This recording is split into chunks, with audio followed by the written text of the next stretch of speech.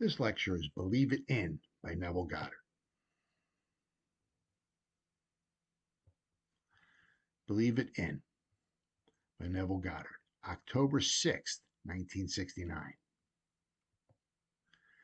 The objective reality of this world is solely produced by the human imagination, in which all things exist.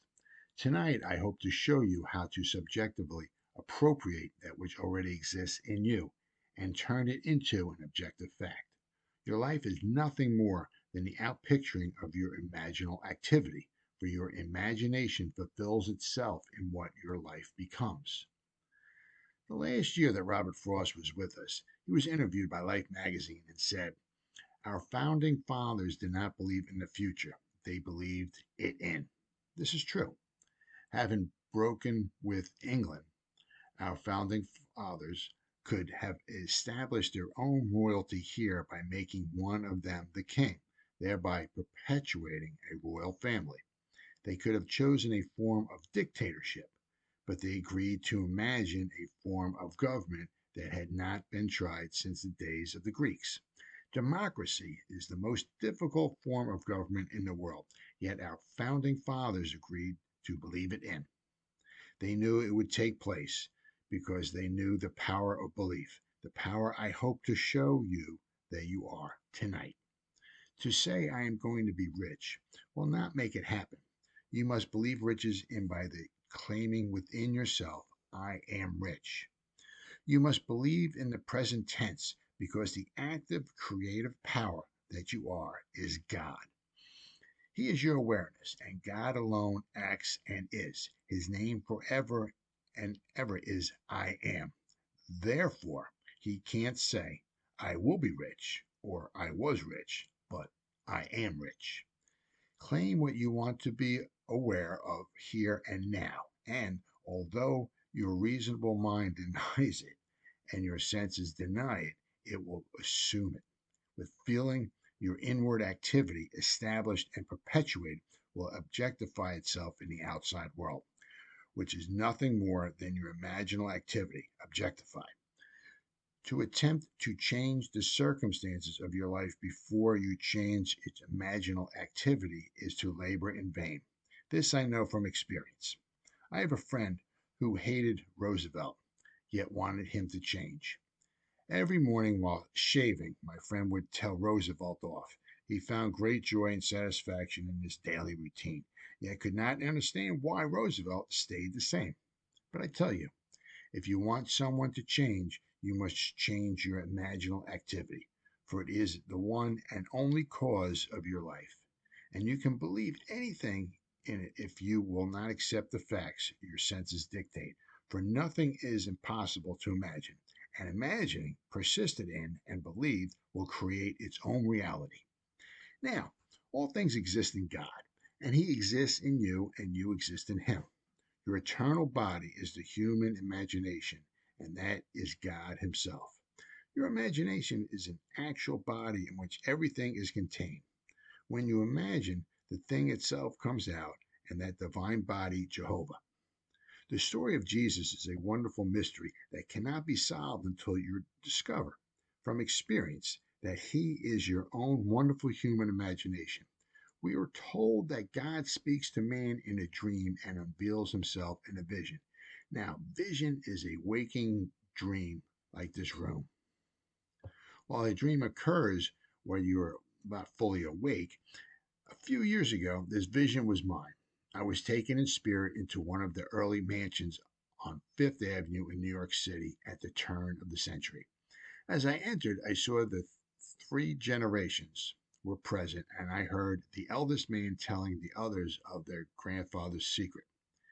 These are his words.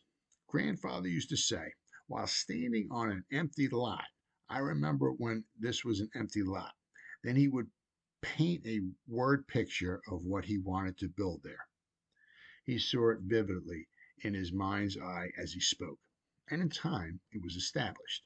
He went through life in that manner, objectively realizing what he had first subjectively claimed. I tell you, everything in your outer world was first subjectively appropriated. I don't care what it is. Desire can be your empty lot, where you may stand, remembering when that which you now have was only a desire. If I now say, I remember when I lectured in the Women's Club in Los Angeles, I am implying I am no longer there and am where I want to be. Remember when you were poor. I have taken you out of poverty and placed you in comfort. I remember when you were sick by taking you out of sickness and by placing you in the state of health. I remember when you were unknown implies you are now known. By changing my memory and image of you, I can now remember when you, with all your fame and fortune, were unknown and broke. That was the secret of grandfather's success. This is what I learned in vision. Do not pull this tonight aside because it came to me in my vision. In the 12th chapter of the book of Numbers, it is said that God speaks to man through the medium of dreams and makes himself known through vision. If God makes himself known to you through vision and speaks to you in dream, what is more important than to remember your dreams and visions? You can't compare the morning's paper or any book you may read to your vision of the night, for that is an instruction from the depth of yourself. God in you speaks to you in a dream, as he did to me when he took me on a trip in time to that beautifully staffed mansion at the turn of the century. As spirit, I was invisible to those present, but I heard more distinctly than they, and comprehended the words more graphically than they, because they had their millions. And who is going to tell one who already has millions how to get them? I entered their environment to hear their story in order to share it with those who will hear and believe my words and then try it. This doesn't mean that just because you heard my vision, you are going to enjoy wealth. You must apply what you heard and remember when. If you would say, I remember when I couldn't afford to spend $400 a month for rent, you're implying you can well afford it now. The words, I remember when it was a struggle to live on my monthly income, implies you have transcended that limitation. You can put yourself into any state by remembering when. You can remember when your friend expressed her desire to be married by remembering when she was single. You are persuading yourself that your friend is no longer in that state, as you have moved her from one state into another. When I say all things exist in the human imagination, I mean infinite states, for everything possible for you to experience now exists in you as a state of which you are an operant power. Only you can make a state become alive. You must enter a state and animate it in order for it to outpicture itself in your world. You may then go back to sleep and think the objective fact is more real than its subjective state into which you have entered. But may I tell you, all states exist in the imagination. When a state is entered subjectively, it becomes objective in your vegetative world, where it will wax and wane and disappear. But its eternal form will remain forever and can be reanimated and brought back into being through the seed of the contemplative thought. So I tell you, the most creative thing in you is to enter a state and believe it into being. Now, persuasion is the assemblage of mental states, which occurring creates that which the assemblage implies. Let us say that I have two friends who would empathize with me, not sympathize. If they heard my good news, I put them together and listen, all in my imagination, as they talk about me and what has happened in my life. Being true friends, I hear their words of joy and see their happiness reflected on their faces.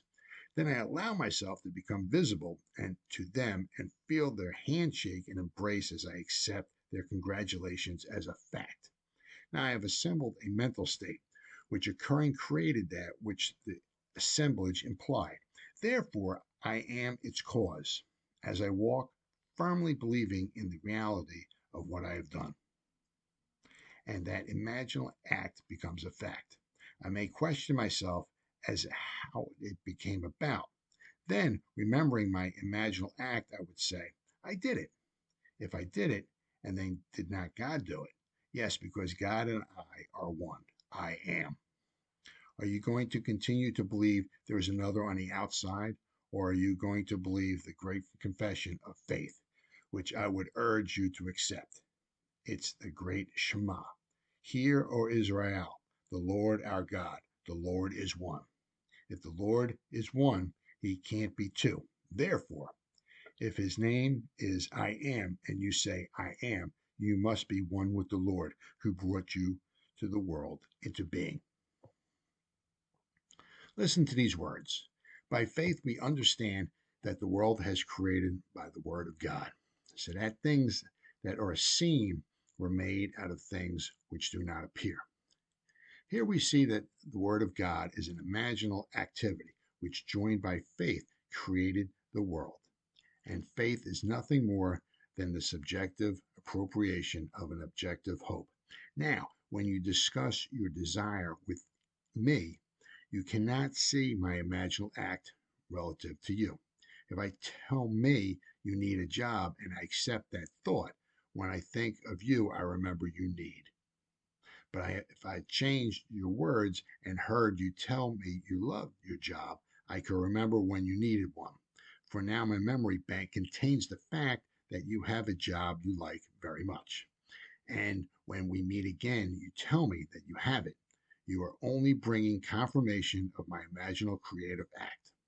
Now, if imagination works this way, and if it proves itself in the testing time and time again, what does it matter what the world thinks?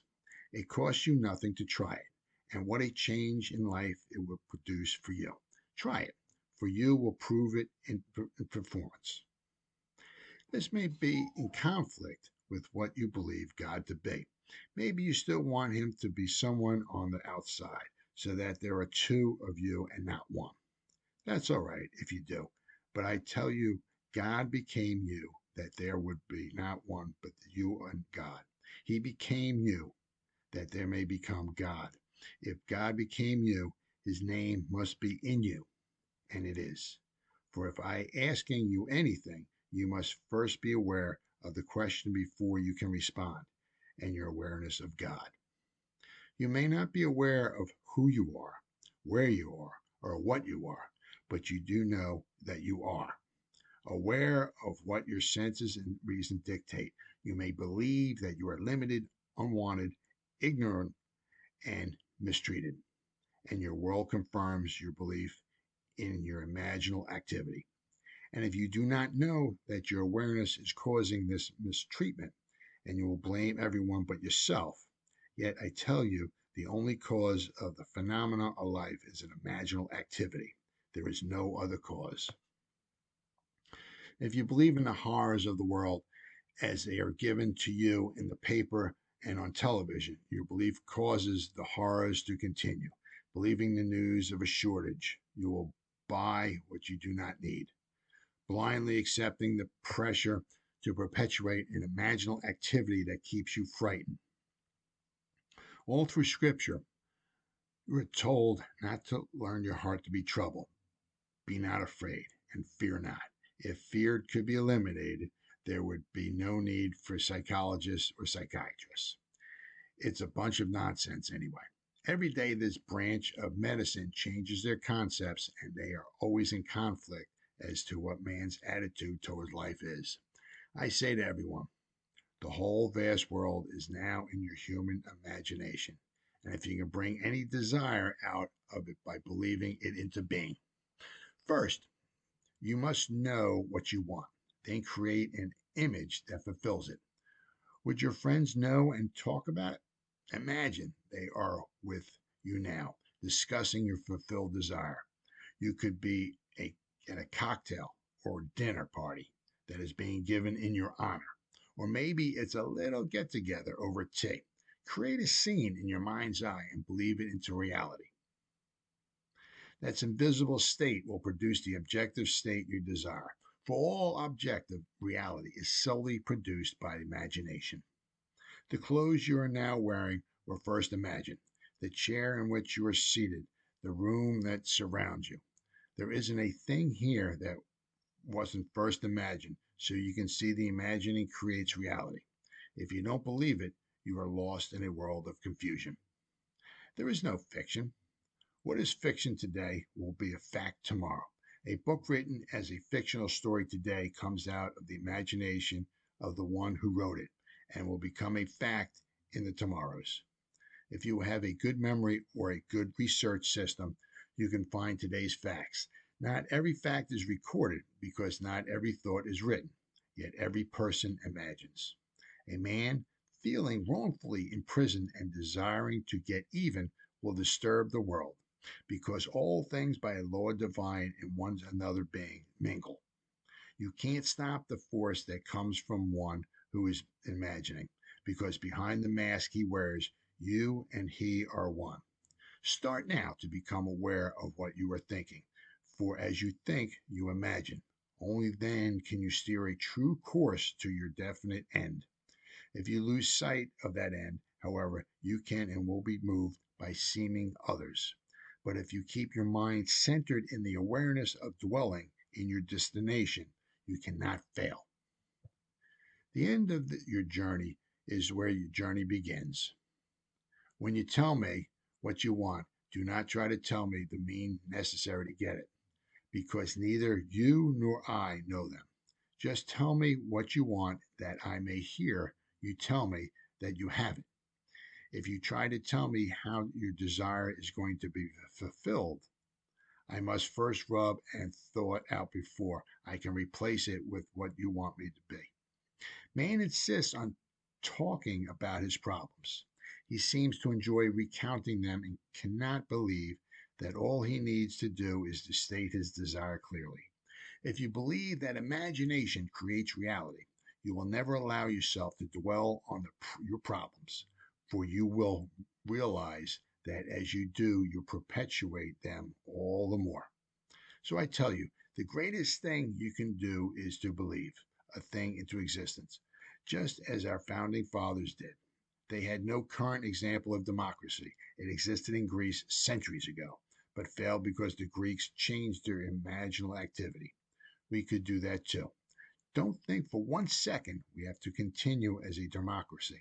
We could be under a dictatorship within 24 hours, for everything is possible. If you like democracy, you must be consistently watchful to keep its concepts alive within you. It's the most difficult form of government. A man can voice an opinion and stage a protest here, but in other forms of government, he cannot. If you want to enjoy the freedom of a democracy, you must keep it alive by being aware of it. Now, if you keep this law, you don't have to broadcast what you want. You simply assume that you have it. For although your reasonable mind and outer senses deny it, if you persist in your assumption, your desire will become your reality. There is no limit to your power of belief, and all things are possible to him who believes. Just imagine what an enormous power that is. You don't have to be nice, good, or wise, for anything is possible to you when you believe that what you are imagining is true. That is the way to success. I believe any man who has been successful in his life's venture has lived as though he were successful. Living in that state, he can name those who aided him in achieving his success. And he may deny that he was always aware of success, but his awareness compelled the aid he received. To believe your desire into being is to be exercise the wonderful creative power that you are. We are told in the very first Psalm, "Blessed is the man who delights in the law of the Lord." In all that he does, he prospers. This law, as explained in the Sermon on the Mount, is psychological. You have heard it said of old, "Thou shalt not commit adultery." But I say unto you, anyone who lusts after a woman has already committed the act of adultery with her heart in his heart. Here we discover that it is not enough to restrain the impulse on the outside. Adultery is committed the moment the desire is thought. Knowing what you want, gear yourself towards it, for the act was committed in the wanting. Faith must now be added, for without faith it is impossible to please God. Can you imagine a state and feel that your imaginal act is now a fact? It costs you nothing to imagine. In fact, you're imagining every moment in time, but not consciously. But may I tell you, if you use your creative power by imagining a desire is already fulfilled, when you get it, the circumstances will seem so natural that it will be easy to deny your imagination had anything to do with it, and you could easily believe that it would have happened anyway. But if you do, you will have returned to sleep once again. First of all, most of us do not even realize our own harvest when it confronts us. And if we do remember that we once imagined, reason will tell us it would have happened anyway. Reason will remind you that you met a man, seemingly by accident, at a cocktail party who was interested in making money. When he heard your idea, he sent you to see his friend, and look what happened. So, really, it would have happened anyway. Then, of course, it is easy to ignore the law, but blessed is the man who delights in the law of the Lord. In all that he has done, he prospers. Don't forget the law while you are living in the world of all Caesar and apply it wisely. But remember, you are not justified by its use. Justification comes through faith. You must have faith in the incredible story that God promised to bring himself out in you as you. This is God's promise to all, and all are asked to believe it. It is not what you are, but what you trust God to do that saves you. And to the degree that you trust God to save you, you will be saved. But he has given us a psychological law to cushion the inevitable blow of life. The law is simple. As you sow, so shall you reap. It is a law of like begets like. As you imagine, so shall you life become. Knowing what you want, assume the feeling that would be yours if you had it. Persist in that feeling, and in a way you do not know and could not devise, your desire will become a fact. Grandfather made his fortune by standing on an empty lot and saying to himself, I remember when this was an empty lot. Then he would paint a beautiful word picture of the structure he desired. This is a wonderful technique. You can remember when you were unknown, penniless, and ill, or a failure. Remembering when you were implies you are no longer that, and your power is in its implication. Use the law, and it will take you from success to success as you conceive success to be. As far as I am concerned, success is to be fulfilled the promise, and you cannot do that through the law. The promise is fulfilled through faith, as you are holding true to faith. Examine yourself to see if you are. I have told you you're an eternal story. Believe it, but do not change it. The story is this: God became you that you may become God. Use the law to cushion the blows while God keeps his promise. And then one day, when your journey is over, you will say, Into thy hands I commit my spirit. Thou hast redeemed me, O Lord, faithful God. That's the cry on the cross. Commit your spirit to your imaginal act. Relax and fall asleep knowing its redemption is assured. Then, when you least expect it, God will prove to you that he has redeemed you by awakening in you as you. Then you will be born, not of blood or the will of the flesh or the will of man, but of God. Now let us go into the silence. This has been Believe It In by Neville Goddard.